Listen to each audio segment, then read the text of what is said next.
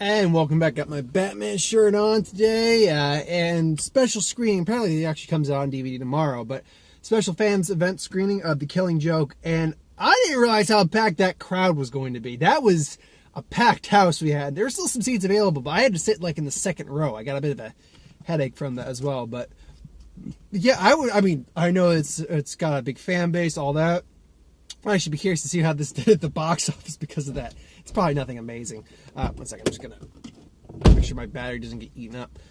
But, yeah, I saw the Fathom event screaming Batman The Killing Joke. And I've heard there's some controversy. I heard some people were a little underwhelmed by it, fell short. I heard a lot of people saying a lot of things about it, more or less. And this is not my take on the movie necessarily. I can understand why they would be maybe a little remiss about it, because the actual Killing Joke story, the legitimate Killing Joke part of the story, is the second half of the movie. Maybe roughly speaking, the movie's an hour and a half long, give or take. Actually, no, the movie's it's got out there. Yeah, and it's a little under an hour and a half long. It's about an hour 20. And it does show in that. It is, because the actual Killing Joke part of the movie they had to add more in the movie. They even knew that from the source material they had from the Killing Joke, they couldn't make a full feature movie with this. So they had to add things. The first half of the movie is actually talking about Batgirl before she hung up the cape and cowl, dealing with her relationship with Bruce and the relationship with the job itself. And overall, what did I think of the movie? It's a good adaptation. Yeah, a lot of times they'll add stuff, but that's whatever. There's that, a good example is The Dark Knight Returns, both part 1 and 2. There is things in The Dark Knight Returns that are the movies that are not in the graphic novel. Like the fight between Batman and Superman is extended quite heavily. There's, I think, a few moments with the mutants that are not in the graphic novel. There are things that are not in the graphic novel that are in the animated movie, and it's fine. It works. Where I can see why this wouldn't work for someone is because it takes up a big first chunk of the movie. The whole Batgirl plot story arc, it could be a little misleading. It could be a bit of a lie to some people. However, I actually found it quite interesting. It is interesting to see this play out from Batgirl's standpoint before she hung up the cowl. All the cast, Tara Strong, Mark Hamill, Kevin Conroy, they all do their parts fantastically. I will say that the controversial sex scene, it's not a sex scene.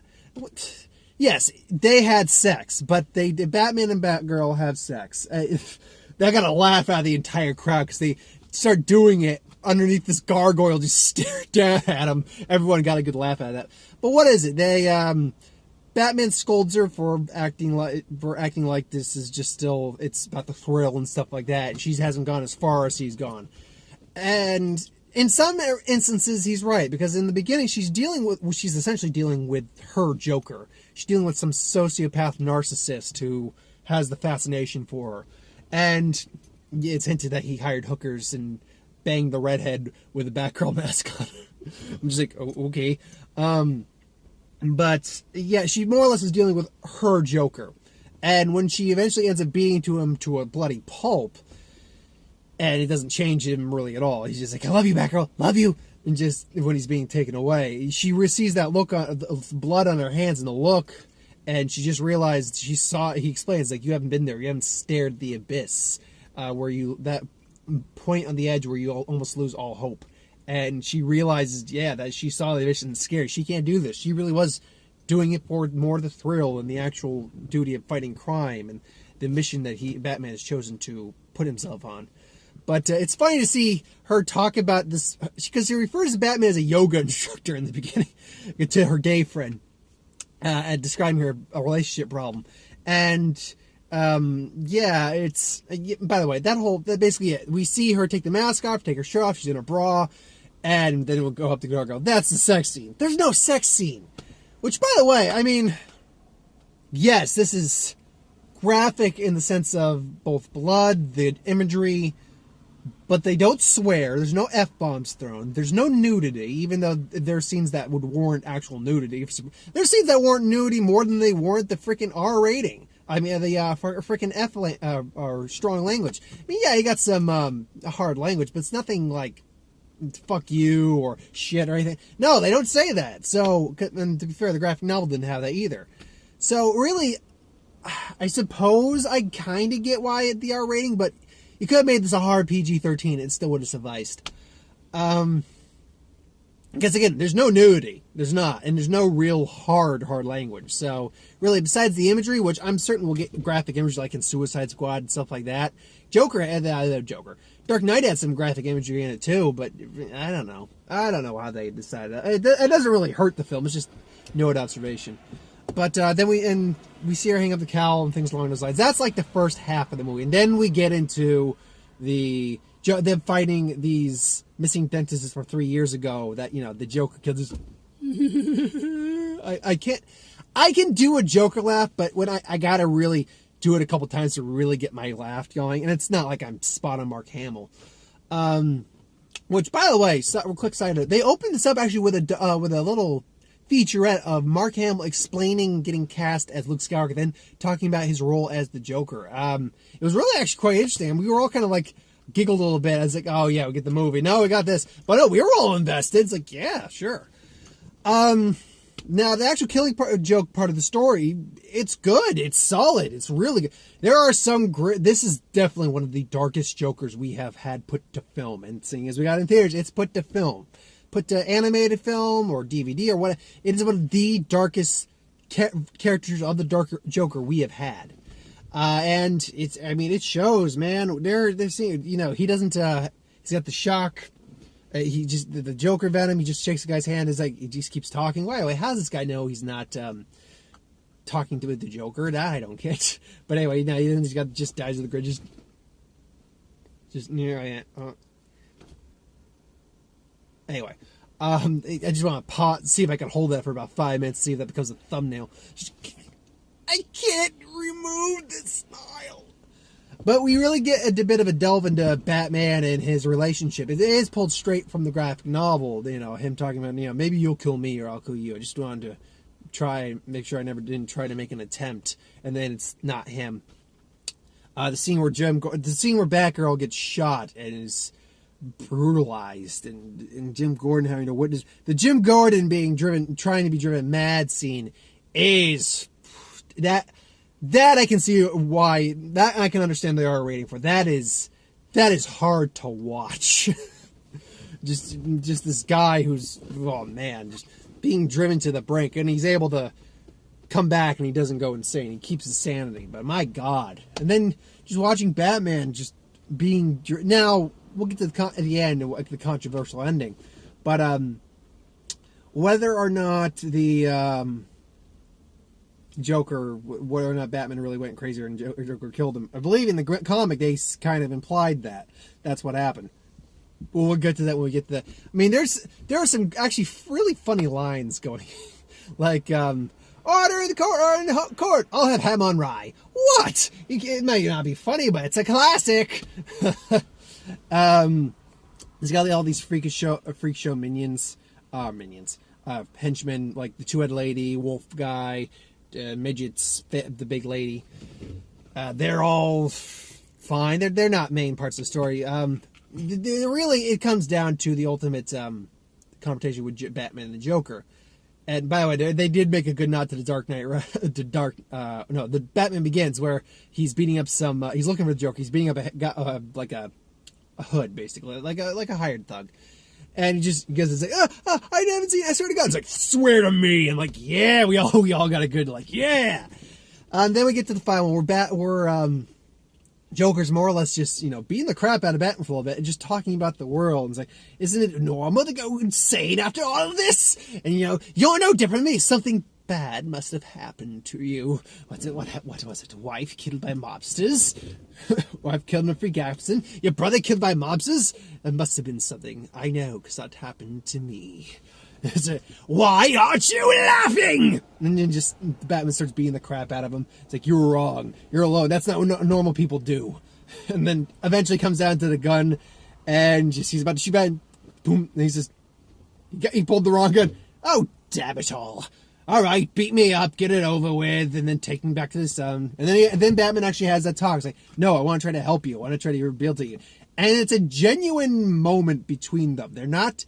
Joker even realizes it's too late. I'm too far gone, man. I am too far gone. But this reminds me of a joke. And in the... I don't believe in the original graphic novel we actually heard the joke he told them. He told Batman. We actually get the joke in this. And it's... So these two... And I actually might have to tell the whole joke. So these two guys are in the state of sun. They think one day tired of it. They want to go for freedom. They get on the roof and they see rooftops. A sea of rooftops leading to freedom. Except one of them jumps on the rooftop. No problem. The other one says, no, he's afraid of heights. He's afraid of the ball. So the guy who made it to the roof says, here, look, I have a flashlight. I'll hold out the light and then I'll turn on... I'll hold out the beam, and then you can walk across the beam to the rooftop. And then the other guy goes, what? I'm not going to do that. That's crazy. You'll just turn off the light halfway before I get there. And then just starts laughing. And then Batman has the smile, and he starts laughing, and they just share a laugh. And then Batman just puts his arms on him, and we stop. And after a little bit, it just cuts to the rain, and we stop hearing the Joker's laugh. We just hear Batman laughing. Now... the controversial ending for that. Did Batman snap and kill the Joker? Well, I believe in the graphic novel, because this is a one-shot graphic novel, by the way. This is not in canon with anything necessarily. It's implied that that's exactly what happened. He finally broke Batman. How a joke breaks Batman, though, I'm not... After everything else that had gone through there, how one joke that makes him laugh breaks him, I don't know. That's the one thing that doesn't actually make sense about that. But, in the context of this animated movie, no, he didn't. Because, at least I don't think so. Because if we're led to believe that Batgirl still becomes Oracle in this, then Bruce Wayne is still Batman after the fact of the story. So, he didn't kill the Joker. Maybe he's just, because they were on a relatable term at that point, they just had a moment with each other. It's like, yeah. Life's tough, yeah. Which, by the way, we get that whole backstory, too, with at least this origin of the Joker, where he was this failing stand-up comic. And one second, I want to make sure my light doesn't go out on me. There we go. A failing stand-up comic, and he gets in debt with the mob. He basically dons the Red Hood to basically do a heist that goes wrong. His wife dies, pregnant wife dies, and they reveal that, and it was well done. You do sympathize with this character, even after the end. You actually do sympathize a little bit with the Joker. Now, great, he's still a horrific character who's done horrific things, but you can still sympathize with him, I suppose. You even get that classic shot of him with the camera and the Hawaiian shirt and the hat and just those dark, beady, menacing demon eyes. Ugh. But overall, is it a good movie? Yeah, it's a good movie. I think so. Is it? I think everything we hope for? Maybe not. I think I like the Batgirl storyline personally, but I can understand why other people might not. I even heard people say like the first half of that movie was crap, but the second half is where it was really at. By the way, it was really cool to see a hand-drawn, with some computer animation, hand-drawn animated movie in the theater again. That was a really nice experience. What would I give Batman the Killing Joke? Well, it's not a 10 out of 10. I mean, the Killing Joke part is a 10 out of 10. That I could say. But then you got the other part, which I don't hate. I think it's good.